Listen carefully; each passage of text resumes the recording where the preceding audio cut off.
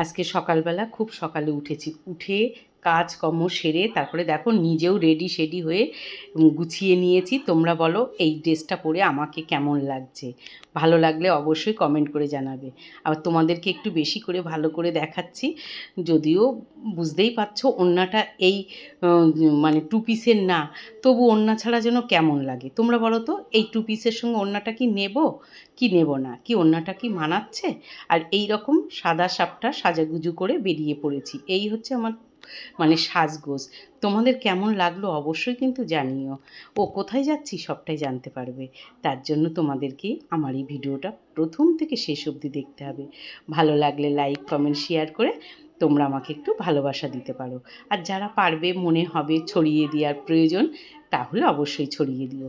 দেখতেই পাচ্ছ ব্যাগও গুছিয়ে নিয়েছি, কিন্তু ব্যাগের মধ্যে এই জিনিসগুলো নেওয়া হয়নি। আর এই সব ছাড়া একদম অসম্পূর্ণ। রাস্তাঘাটে বেরোলে এগুলো হাতে রাখতেই হয়। তাই ব্যাগটা এই যে কর্তামশাইয়ের ব্যাগ আর আমার ব্যাগ, দুজনাই দুটো ব্যাগ গুছিয়ে নিয়েছি। চললাম এবার ঘুরতে যাওয়ার উদ্দেশ্যে। ঘুরতে কোথাও যাচ্ছি না, যাচ্ছি আমার ননদের বাড়িতে।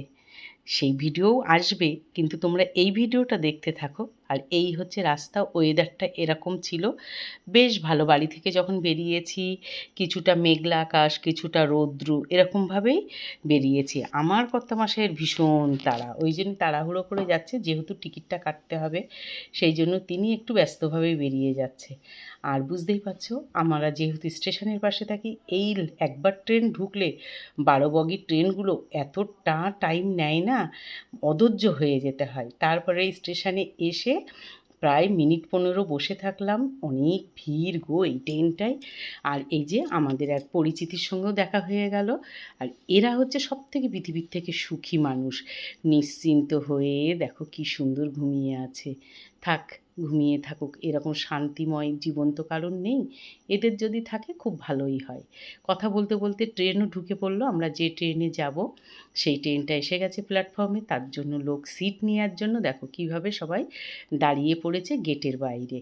আমার কর্তামশাই তো ঠেলাহুড়ো করছিল, আমি বললাম একদম না, ধীরে সুস্থে যাও, সিট পাওয়া যাবে। আর সিট না পেলেও কোনো ক্ষতি নেই, কিন্তু ওই তাড়াহুড়ো করে ব্যথা পাওয়া কেউ কিন্তু এরকম করবে না। রাস্তায় বেরোলে দেখো 5 মিনিট হাতে নিয়ে বেরো, কিন্তু অল্প টাইমে দেরি করে বেরিয়ে তারপরে তাড়াহুড়ো করে বিপদ ঘটিও না কেউ। কারণ এই বিপদ এমনিই কখন আসবে, কী রূপে আসবে আমরা কেউ বলতে পারি না। শুধু একটু সাবধান হয়ে চলতে পারি। তারপরে দুগ্গা দুগ্গা বলে আমাদের বনগাঁ স্টেশন থেকে ট্রেনটা ছেড়ে দিল। আর ট্রেন ছেড়ে দেওয়ার পরে খুব সুন্দর প্রকৃতি দেখতে দেখতে চললাম সামনের দিকে। আমার তো বেশ ভালো লাগছিল, কিন্তু মুখ চোখ দেখে একটু শুকনো শুকনো মনে হচ্ছে না, অনেকটা সকালে উঠেছি সেই কারণে মুখ চোখটা এরকম শুকিয়ে গেছে। ঘুম তখনও ভালো করে হয়নি, মনে হচ্ছে আরেকটু শুলে ভালো হতো।